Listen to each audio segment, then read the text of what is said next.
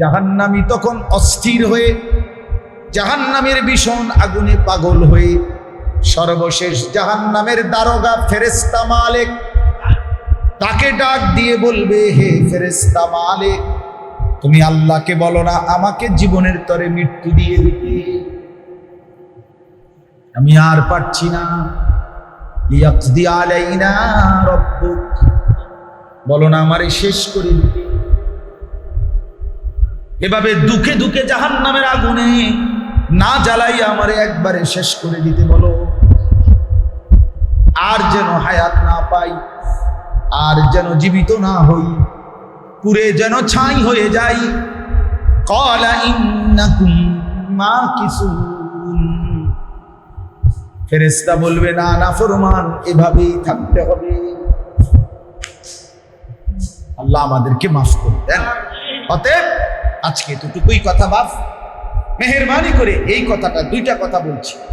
এক নম্বর কথা হলো, আপনারা একজনও শুনেন, আমার কোনো সমস্যা নেই, আমি সংখ্যার গোলামি করি না কোনোদিনও। আজকে 20 বছরের ওয়াজের জীবনে আলহামদুলিল্লাহ আল্লাহ সংখ্যার গোলামি করি, মানে শ্রোতা কতজন এটা আমার হিসাব নেই।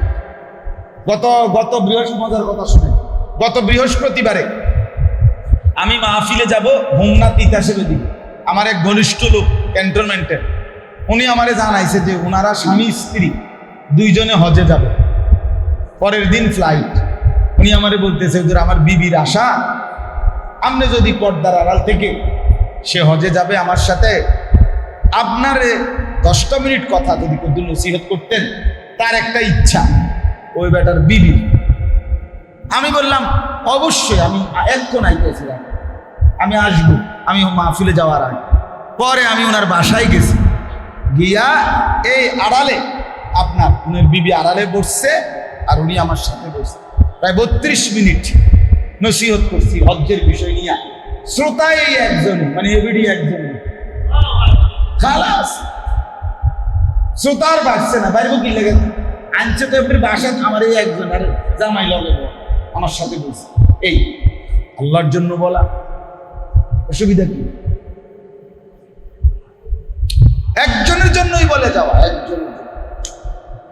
আমি এই মাত্র বলছি হাজী সাহেবের কাছে শুনে, এই ঘূর্ণিঝড়ের যেদিন, কোন দিন হলো ঘূর্ণিঝড়, গতকালকের আগের দিন যে ফুল বৃষ্টি, যখন সোমবার একেবারে পুরা বৃষ্টি হয়েছে কিনা বলেন মাগরিবের পরে, এই পুরা বৃষ্টির মধ্যে আলহামদুলিল্লাহ আল্লাহর দয়া, আল্লাহর ইচ্ছা, আমি 2টা মাহফিল ছিল আমার, 2টা বয়ান, দোনো মাহফিলেই আমি বয়ান। এই ফুল বৃষ্টি প্রথম যেখানে বয়ানে গেছি, এখানে মসজিদের ভিতরে একটা সৌর বিদ্যুতের ছোট্ট বিদ্যুৎ লাইট ও কোনা লাগানো, আর এই শ্রোতা মনে 70-80 জন মানুষ বসছে, সদর দক্ষিণ কুমিল্লা। কেউ রে আমি দেখি নাই, মানে চেহারা কারোই দেখা যায় না, আন্দাজ ওই শুধু কোনার একটা সৌর বিদ্যুতের লাইট, ছোট্ট লাইট বিদ্যুৎ জ্বলে। আমি পুরা 1.5 ঘন্টা এই অন্ধকারে বয়ান করছি। আমি বললাম যে পরে এক সময় আপনারা আমার সাইয়া লইয়েন, অনুবাদ শুনো, আন্ধারের ওয়াজ। পরের মাহফিলও এই ফুল বৃষ্টি নিয়ে গাড়ি করে আসছি, পানি একদম রাস্তা ভাইসা গেছে, এই পর্যন্ত ভিজাও গেছে পায়ের। আবার মসজিদে ঢুইকা পরের মাহফিলও প্রায় 150 লোক ছিল, বয়ান করছে। আলহামদুলিল্লাহ আল্লাহর জন্য বলা, এখানে সংখ্যা বিষয় না। বাবা আমার শেষ কথা এটাই, একজনকেই বললাম, একজনকেই, কোনো অসুবিধা নেই, কিন্তু মনে রাখতে হবে হজ বলেন, কোরবানি বলেন, নামাজ বলেন, রোজা বলেন, দান সদকা বলেন, জিকির তেলাওয়াত বলেন, গুনাহ থেকে বেঁচে থাকা। শুধু খাইবেন জিকিরও করবেন, কাম হইতো না কাকা, কাম হইতো না।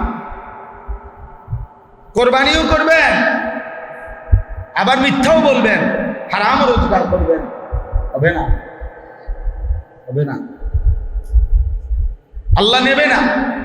তাকওয়া ছাড়া, গুনাহ থেকে বেঁচে থাকার চেষ্টা ছাড়া আল্লাহ নেবে না।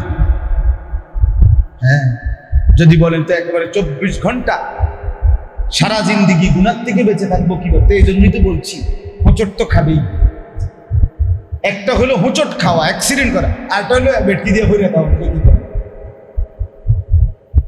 কথা বলে ভুল তো হবেই, গুনাহ তো হবেই, আমি আপনি তো হোঁচট খাবই, কিন্তু আবার উঠে দাঁড়াইতে হবে, তওবা করে মাফ চাইয়া আবার শুরু করতে হবে ইবাদত। কিন্তু গুনাহ এবং নাফরমানির উপরে যদি কেউ লাগাতার লেগে থাকে তার ইবাদত কবুল হয়। আল্লাহ আমাদের প্রত্যেককে গুনাহ থেকে বাঁচবার তৌফিক দান করেন। তাকওয়া, মুত্তাকি, এই সবক আল্লাহ যেন আমাদের প্রত্যেকের ভিতরে দান করে, আমরা যেন সবাই তাকওয়াবান হতে পারি। আজকের এই সংক্ষিপ্ত মজলিস আল্লাহ তাআলা যেন কবুল করে নেন। আমার কথা এটাই, এই মাদ্রাসা মসজিদ আসলেই বাস্তবতা হলো, আমি ব্যক্তিগতভাবে এরকম অসংখ্য মাহফিল আছে বাপ, সত্য কথা যেটা, ফুটাঙ্গিরির জন্য না, এমনি বললাম, বহু মাহফিল আছে যারা 2, 4, 6 বছরেও মিলাই আমারে নিতে পারে না, আমরা যাইতে পারি, সুযোগ দিতে পারি, কিন্তু আমি এখানে বারবার আসি, ছোট বড় যখন যেই মজলিস। আমি এখনো বলছি, গ্রামবাসী শতভাগ যদি কদর করতো এই মাদ্রাসাকে, শতভাগ যদি আন্তরিকতা নিয়ে আমরা সবাই আগাইতাম, আরো ভালো হইতো, আরো ভালো হইতো, গ্রাম আলোকিত হইতো। অসংখ্য এখানে হাফেজে কোরআন আরো ভবন দরকার, আরো জায়গা দরকার, আরো দরকার। হায় মুসলমান, এটা যদি আমরা না বুঝি তো আমরা বুঝবেন অচিরেই এগুলো সারা রাত বললেও শেষ হবে না। মুসলমানের সন্তানের শেষ ঈমানের চিহ্নটুকু মুছে ফেলার জন্য সারা পৃথিবীব্যাপী যে তীব্র গতিতে দুশ্মনের নীল নকশা কার্যক্রম চলতেছে, সেটা শুধু 4G গতিতে না, 4G সর্বোচ্চ টার্গেট একটাই, মুসলমানের ছেলে মেয়ে নারী পুরুষের ঈমানের শেষ চিহ্নটাও মুছে ফেলা। শেষ চিহ্ন, শেষ চিহ্ন। যে ছেলেটা 12 বছরের জীবনে কোনোদিন রাসূলুল্লাহ সাল্লাল্লাহু আলাইহি সাল্লামের তরিকায় একবারও চুল কাটাইলো না, মনে করেন সে কি আর কোনোদিন বলতে পারবে যে চুল কাটার মধ্যে নবীর তরিকা? কথা বলেন না।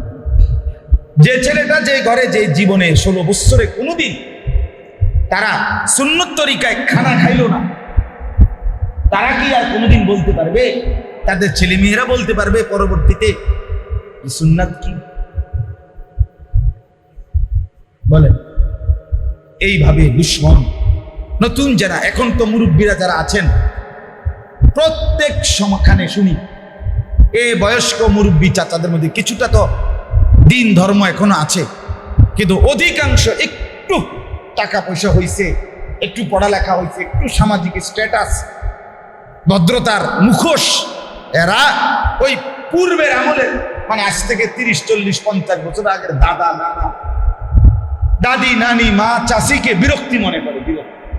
এরা আসলে আগের আমলের সময়ের মানুষ তো হুজুর, আগের সময়ের মানুষ একটু সামাজিকতা বোঝে, সামাজিকতা নাকি বোঝে। আজকে একজন আলেম বললেন, একজন ভদ্রলোক, আমরা 4 জন হুজুর ওনার বাসায় দেখা করতে গেলাম। আজকে একজন বড় আলেম বলছে, ওনার সাথে আমরা দেখা করতে গেছি, উনি আমার সাথে দেখা করতে আসছে, ওনার ওয়াইফ স্বাভাবিকভাবে আমাদের জন্য শরবত নিয়ে আসছে। যে আমরা যখন মাথা নোয়ায় ফেললাম, তো ওই ভদ্রলোক বলতে, শি ইজ মাই ওয়াইফ।